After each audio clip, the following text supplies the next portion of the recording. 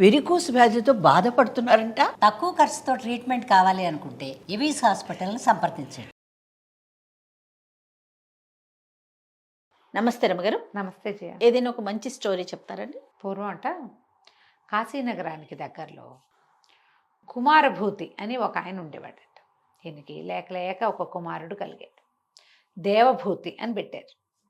ఈ దేవభూతి భలే అద్భుతమైన చదవరట. 4 శాస్త్రాలు, 4 వేదాలు, 6 శాస్త్రాలు చదువుకున్నాడు ఆయన. ఉపనిషత్తులు అవి లేదు ఇవి లేదని చదివేసుకున్నాడు. అయితే అద్భుతమైన చదువరి అయ్యి శాస్త్రపారంగతుడు అయినప్పటికీ ఏవో ఆయన పాపాల కారణంగా ఆయన బ్రహ్మరాక్షసుడైపోయాడట మరణానంతరం. అయ్యో. అయితే బ్రహ్మరాక్షసుడు అయ్యాక ఆయనకి జ్ఞానోదయం అయింది, చదువు వచ్చింది. అయితే ఈ కాశీనగరానికి వెలుపల ఉన్న అడవిలో ఒక పెద్ద రావి చెట్టు మీద నివాసం ఉండేవాడు. ఏం చేసేవాడు? అక్కడ కూర్చొని రోజు వేద పఠనం చేసేవాడు. ఆ చెట్టు మీద కూర్చుని ఎవరికైనా విద్య నేర్పి ఈ బ్రహ్మరాక్షసత్వాన్ని పోగొట్టుకోవాలనుకున్నాడు. బ్రహ్మరాక్షసుడి దగ్గర చదువుకోవడానికి ఎవడొస్తాడు? ఎవరు రారు. కానీ అక్కడ చదివేవాడు.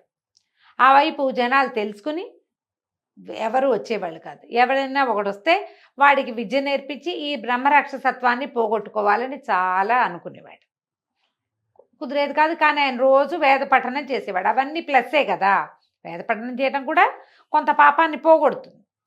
దాంతో ఈయన క్రూరుడుగా కాకుండా సాత్వికుడుగా ఉండేవాడు. ఆ చెట్టు మీదే ఉండేవాడు. అయితే ఈ కాశీనగరానికి ఎక్కడి నుంచో సుదూర తీరాల నుంచి గోనర్దీయుడు అని ఒక కుర్రాడు వచ్చాడు. వాడు భలే చదువరి, బాగా చదువుకున్నాడు.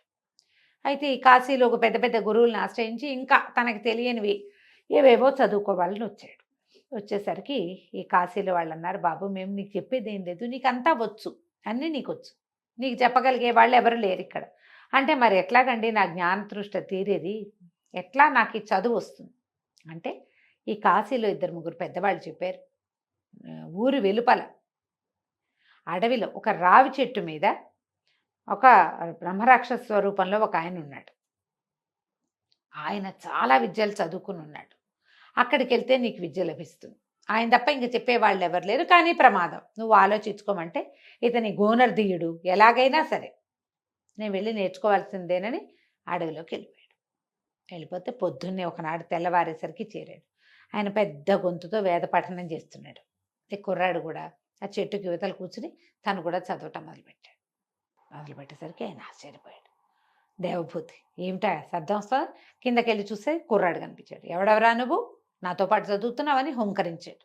హుంకరిస్తే అబ్బాయి అన్నాడు, గోనర్దీయుడు ప్రవర చెప్పుకుని గురువుగారికి ఎవరైనా పెద్ద గురువులు కనపడితే చెప్పాలి, నేను ఏ శాఖ వాడిని ఇదేని చెవులు పట్టుకుని చతుసాగర పర్యంతం గోబ్రాహ్మణ శుభం భవతు అని తన ప్రవరలో తన గోత్రంలో ఉన్న ఋషుల పేర్లు చెప్పుకుని తను ఏ శాఖకి సంబంధించిన వాడో ఏ సూత్రమో తనది చెప్పాలి.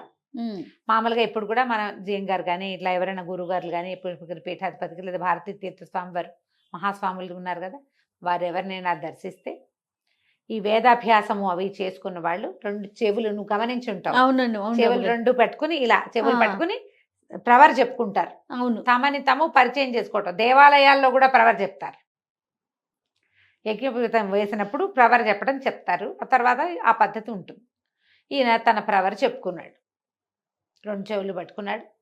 చెప్పేసరికి ఆయన చాలా సంతోషించాడు. ఏమన్నా నాయన ఇంత దూరం ఎందుకు వచ్చావు ఏమిటి అని అడిగితే నేను రకరకాలు చదువుకున్నానండి, ఇంకా చదవాలని ఉంది, కాశీలో అందరూ పెద్దవాళ్ళు మీ పేర్లు చెప్పారు అందుకని వచ్చానంటే ఆయన ఆ విషయము ఈ విషయము చెప్పాడు. ఈయన ఏ విషయం చెప్పినా పడుకోవచ్చు.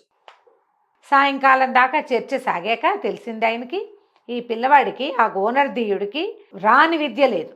దేవహూతికి ఎంత వచ్చో అంతా గోనర్దీయుడికి వచ్చు. కానీ ఆయన సంతోషం పట్టలేకపోయాడు. ఎవడైనా ఒకడు నా దగ్గరకు వచ్చి నేను చదువుకుంటా నువ్వు ఏదైనా చెప్పు అని అడగట కంటే ఇంకేం కావాలి? అది అబ్బాయి నీకు నేను విద్యాదానం చేయగలిగింది ఏం లేదు, అంతా నీకొచ్చు, కన్యాదానం చేస్తా, నీ కన్యాదానం చేయించి ఈ బ్రహ్మరాక్షసత్వం నుంచి నేను విముక్తి పొందుతాను అని చెప్పి ఇక్కడికి దగ్గరలో ఈ నగరాలన్నీ దాటక జయపురం అని ఒక నగరం. ఆ రాజుకి ఒక కుమార్తె ఉంది, సౌందర్యవతి, వివాహ యోగ్యమైన వయసులో ఉంది. నేను పోయి ఆ అమ్మాయిని పట్టుకుంటా, నువ్వు నేనంటే క్షణాల్లో వెళ్ళిపోతా, నువ్వు 4 రోజులు ప్రయాణం చేసి రావాలి. ఓకే. ప్రయాణం చేసి రా, నా దగ్గరకు వచ్చి నీ ప్రవర చెప్పుకో, నేను ఆ అమ్మాయిని వదిలిపెట్టేస్తా. ఉమ్. ఆ పిల్లని నీకు ఇచ్చి పెళ్లి చేస్తారు. నేను పట్టిన పిల్ల నా పిల్ల. ఆ అమ్మాయి నీకు వివాహానికి కనుక ఇస్తే ఆ కన్యాదానం నేను చేసినట్టు. ఉహుం. నాకు విముక్తి లభిస్తుంది. నువ్వేమో చక్కటి చోట సెటిల్ అవుతావు. నీకు నేను చేయగలిగేది అదేరా నాయన అని చెప్పాడు. బాగుందిగా. సరే సరేనన్నాడు. దేవహూతి గారు వెళ్ళిపోయాడు. ఆ జయపురం మహారాజుకి మదయంతి అనే పేరున్న మహాద్భుత సౌందర్యవతి అయిన పిల్ల మదయంతి. మదయంతి. బాగుంది కదా, చాలా. దమయంతి లాగా ఆ, ఉంది. అదే అదే. ఆ.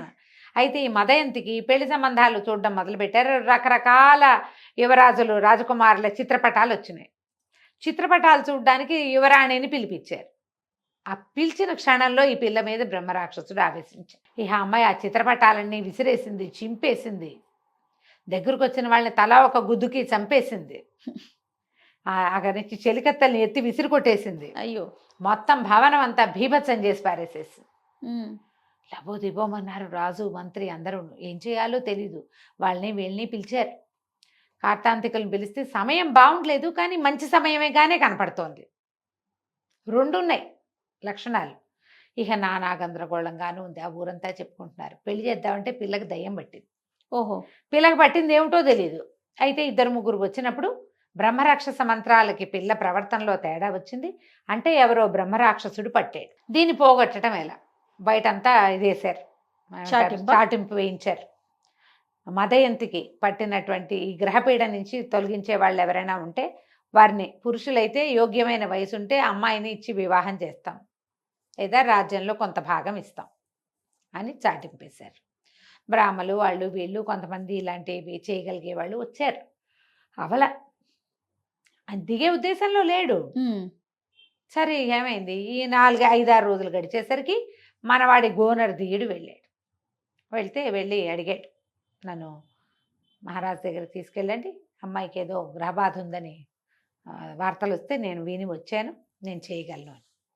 చేయగలనంటే ఈ లోపలికి తీసుకుపోయారు. అది అక్కడ ఉన్న వాళ్ళంతా అన్నారు, వీడు చూస్తే ముక్కుపచ్చలారని కుర్రాడు, 25 ఏళ్ళు కూడా లేవు, చదువుకున్న వాడలే ఉన్నాడు. ఆ అమ్మాయి ఎదురుగుండా వెళ్ళిన వాళ్ళని ఎత్తి విసిరి కొట్టి నేలగేసి కొట్టేస్తుంది, చచ్చిపోతావురా నాయన అంటే, కాదండి నాకు లొంగేది ఏదో నాకు తెలుసు, వివాహం ఉద్దేశం కాదు, ఆయన ఈ పట్టిన వాడిని వదిలించడమే నా ఉద్దేశం. లోపలికి వెళ్ళి దండం పెట్టేసరికల్ అమ్మని గడు హుంకరిచ్చి గుడ్లు రూతుంది రాజకుమార్తె.